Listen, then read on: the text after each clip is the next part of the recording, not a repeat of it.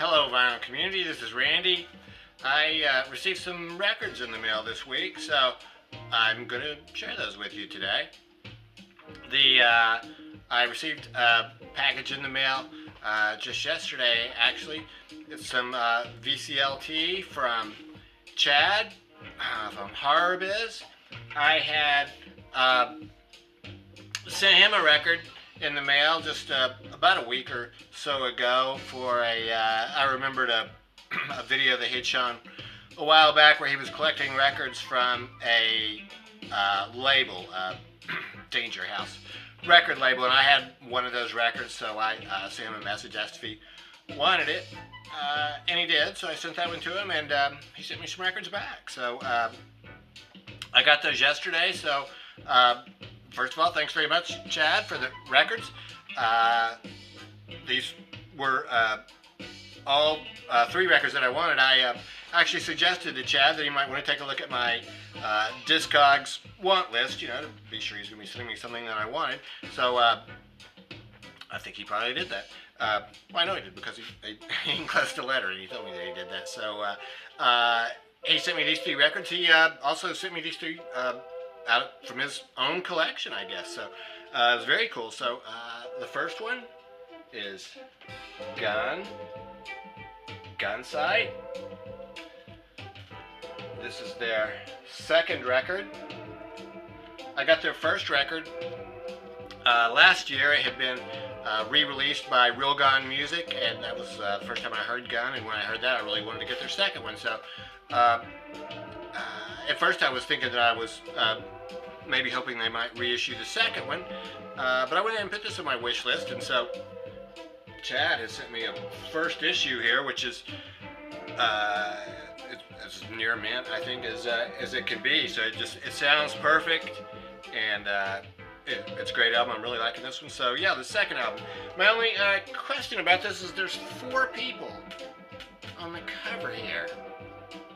There's 4 people on the cover, and there's only 3 people in the band. This is a 3-man band, 2 brothers, and the drummer Paul Curtis, Adrian Curtis, and then the drummer is Louis Farrell. The same lineup as on the first album, but there's a 4th person here. I think it's this person.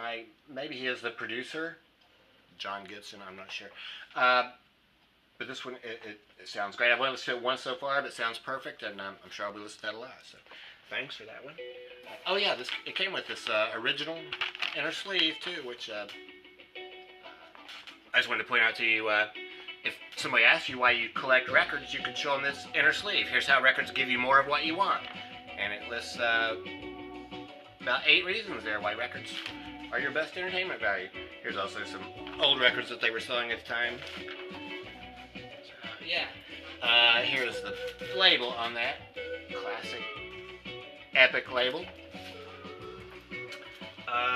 The second one that Chad sent me, Motorhead. Ace of Spades. This is a reissue, you can see. 180 gram black vinyl. So, yeah, I'd heard this record a lot before. I've just never owned it before, so I'd had this on my wish list. So, thanks very much for sending this one, Chad. Yeah, I mean, obviously the title song, Ace of Spades, great song. The whole album is very, I guess, hard rock, mid or early 80s hard rock. So, yeah. This, I think that's what the original label looked like. That's what the other Motorhead record I have is Overkill, and that label looks like this. Here's a note that Chad includes. So, yeah, nice note. Thanks very much for that, Chad. And then here's the inner sleeve with the words for Ace of Spades. Third record that Chad sent me, Sonny Rollins, Way Out West.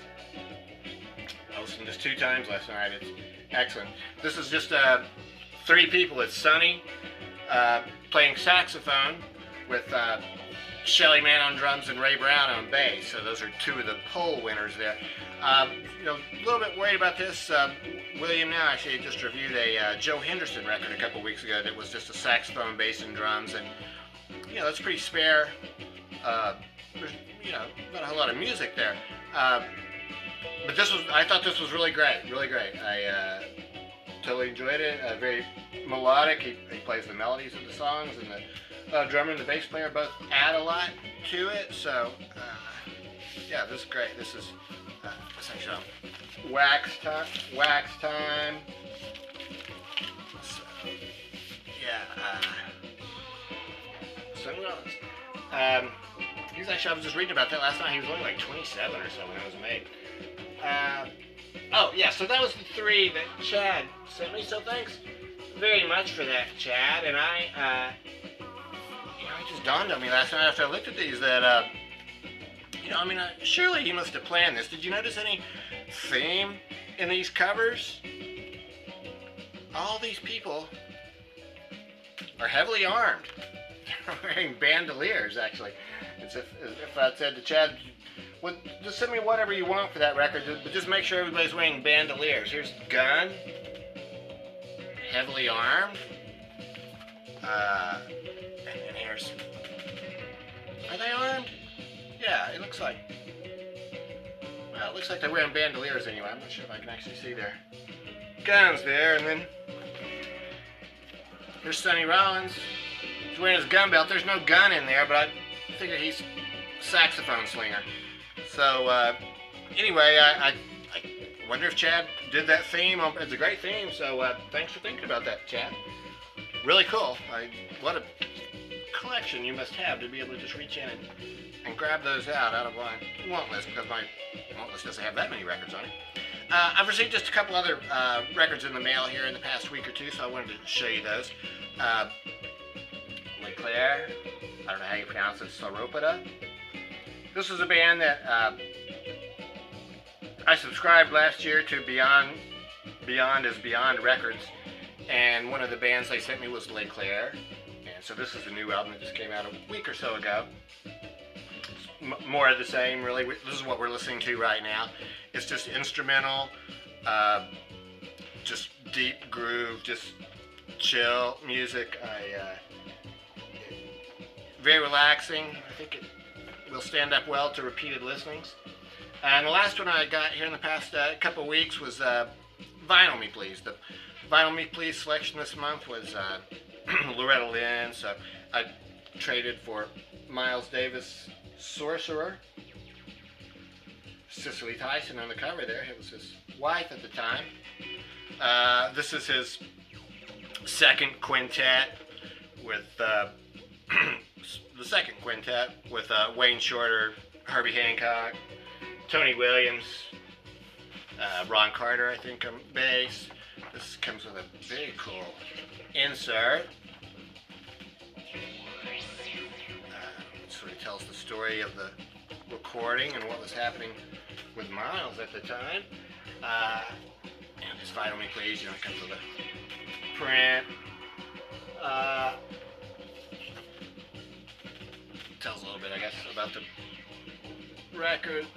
Well, I guess he's actually talking about this cocktail in the back.